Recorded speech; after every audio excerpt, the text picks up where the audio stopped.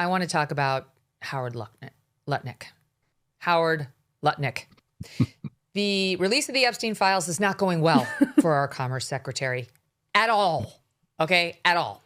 Let's just start with what he told Miranda Devine on her podcast a couple of months ago, prior to the release of these documents, but when it was pretty clear more on Epstein was going to come out. Here is what he told Miranda, because he was living, just when you hear this, he was living right next to Jeffrey Epstein.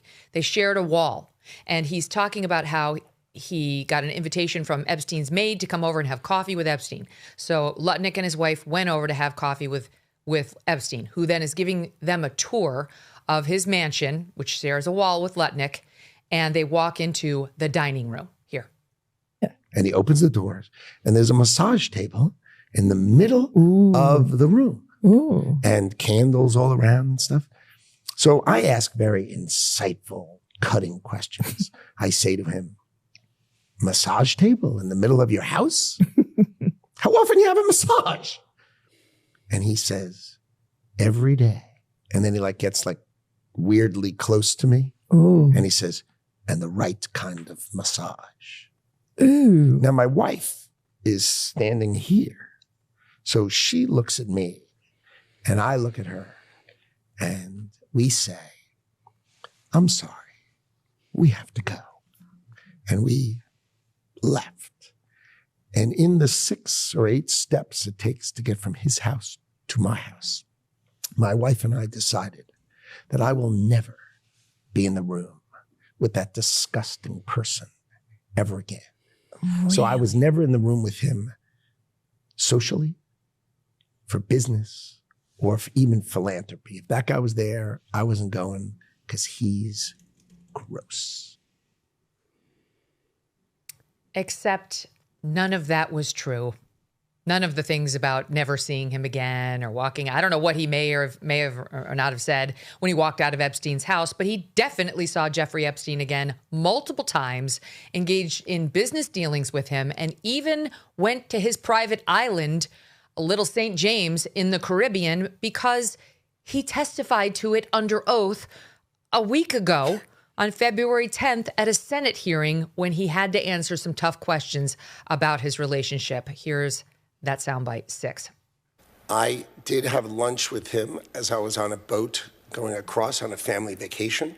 My wife was with me, as were my 4 children and nannies. I had another couple they were there as well with their children, and we had lunch on the island. That is true, for an hour, and we left with all of my children, with my nannies and my wife, all together. We were on family vacation. We were not apart. Okay, you brought other people, including, for some reason, your children, to Epstein Island, but you went and apparently had him on your yacht. And in addition to that, CBS News reporting that they were in business together. They each signed on behalf of their own limited liability companies on December 28th, 2012. That's after he pleaded guilty to the solicitation of sex with a minor, a prostitute, again, that's not a thing, to acquire stakes in a now shuttered advertising technology company called Adfin. They also arranged calls. They planned to have drinks in 2011. And then after that, then December of 2012 was when they went to the island and had follow-up text, nice seeing you, via the assistants. So for some reason, he thought, I guess this wasn't going to come out. And again, this is just fucking stupid, because it was a self-aggrandizing tale, he told Miranda Devine, who I'm sure is pissed that he lied to her face, thinking this wasn't going to come out and that he could make himself look super virtuous by smelling the disgusting Jeffrey Epstein in one whiff, Emily, while walking into his dining room back in, it was 2005 or 2004, was someplace early in the aughts.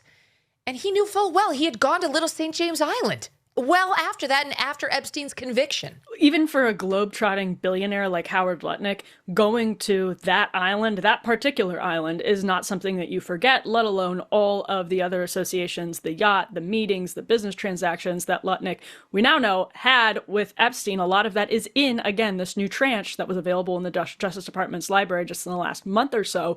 So him going out and going so hard in the paint in that conversation with Miranda Devine, this is going to sound very quaint, but it just reeks of low moral character in a very obvious way, especially to mislead the public, to exploit the public's upset over a very serious matter of corruption, of sexual exploitation, to exploit the public's concern over that in such a dramatic fashion, and then to be called within a couple of weeks. I mean, Hillary Clinton is sort of doing the same thing right now. She just gave an interview to BBC about how, oh, I met Ghislaine Maxwell a few times and thousands of people came to the Clinton Global Initiative stuff. Well, even CNN. Wait, we have a little of that. Oh, Let me so play bad. it. Stop 15.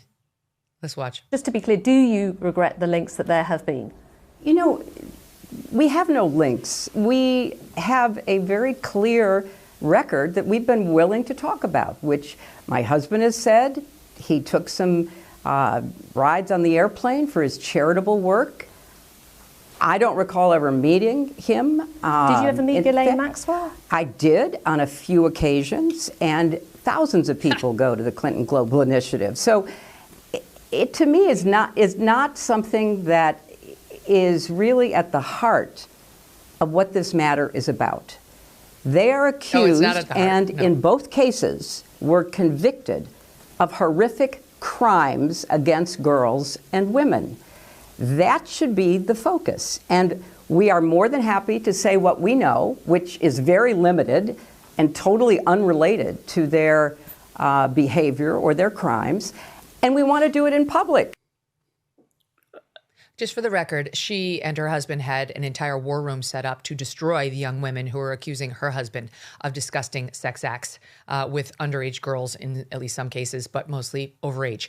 But she had no problem trying to destroy any woman who came forward against her husband. So she can spare me on the fake moralism about the protection of women. What? It's a fucking lie. Everything coming out of her mouth. Go ahead, Emily. Well, sorry. no, I was going to say, like Lutnick, this is a completely brazen lie. CNN, Andrew Kaczynski, CNN's K-File over there, has pointed out in these emails, we see how closely Doug Band, if you cover DC politics and you have for a while, you know that name. He was Clinton's number 2, just like Boris Nikolic was Bill Gates's number 2.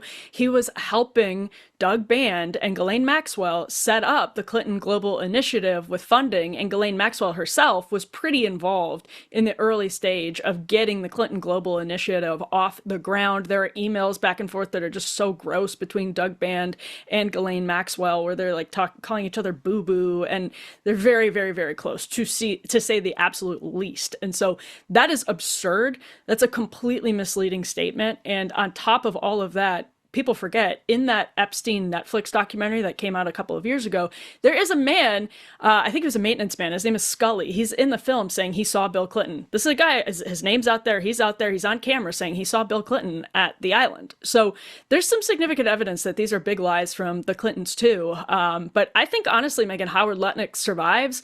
I think the Clintons ride off into whatever sunset is left for them. I don't know that there are going to be significant consequences in either case.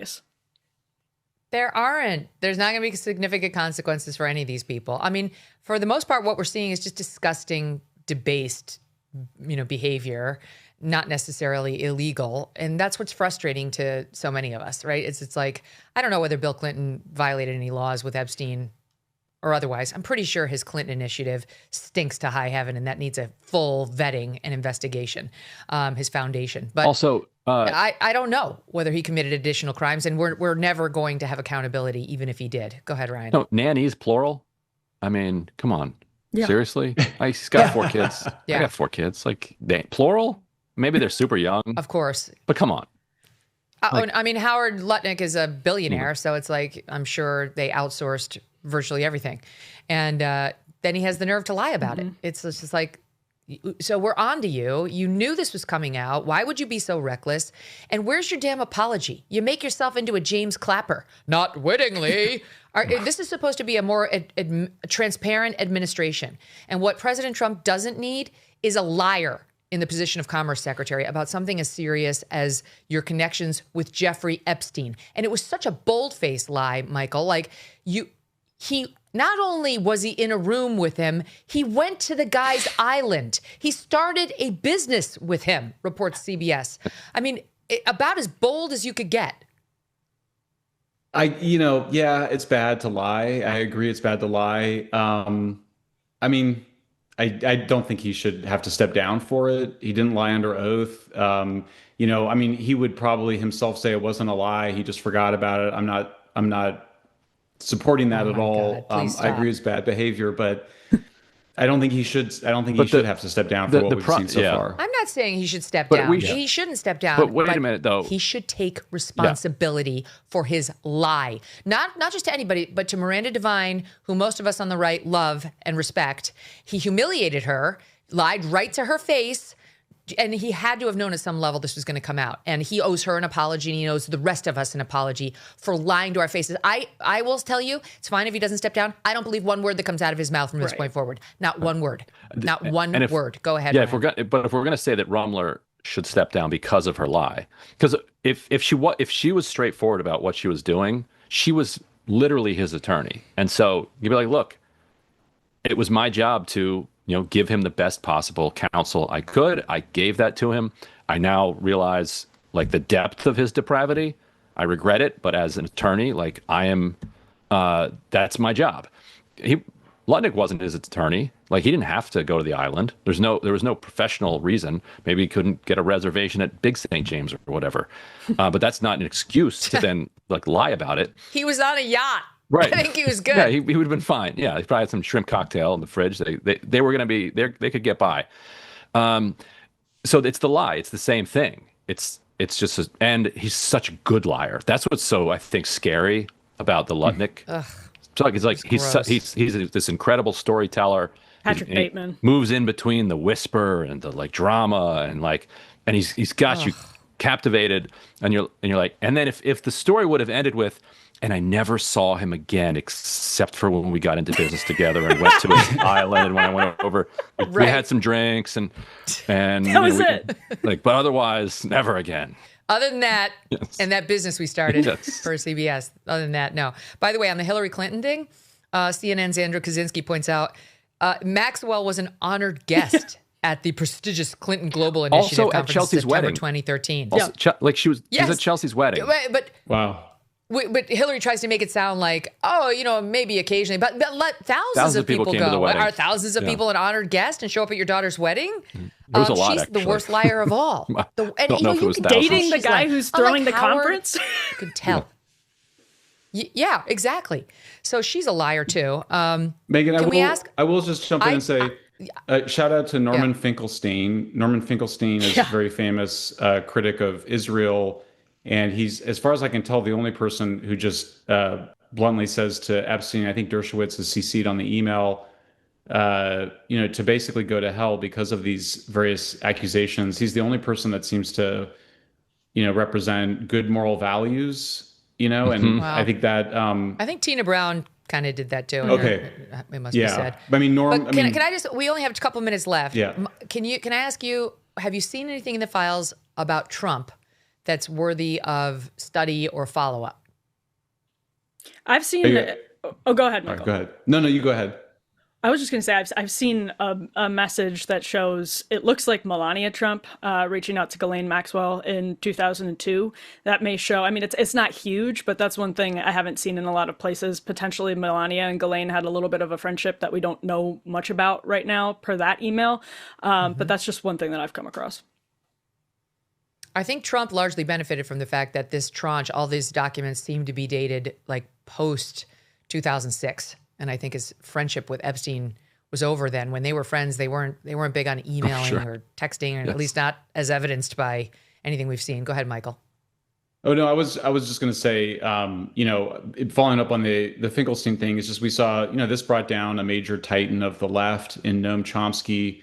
They basically said that, or his wife said that he was one of their best friends. So I just think, it's an indictment of this culture of the elites. International disputes, inflation, rising national debt, digital currency. There is a never-ending list of reasons gold has risen over 700% in the last 20 years. And a never-ending list of reasons smart Americans diversify a portion of their savings into precious metals with Birch Gold Group. Gold can thrive during uncertainty, which is why it is a crucial part of a balanced strategy. It gives you peace of mind given all the events that could impact the U.S. economy. See if holding gold in a tax-sheltered retirement account is right for you. Birch Gold can help you convert an existing IRA or 401k into an IRA in gold. Just text MK to the number 989898 to receive your free info kit on gold. There's no obligation, just useful information. With an A+ rating from the Better Business Bureau and tens of thousands of happy customers, consider letting Birch Gold help you diversify with gold, so you too can have peace of mind regardless of the uncertainty. Text MK to the number 989898. Thanks so much for watching. If you like what you just saw, hit the subscribe button for more clips and full episodes.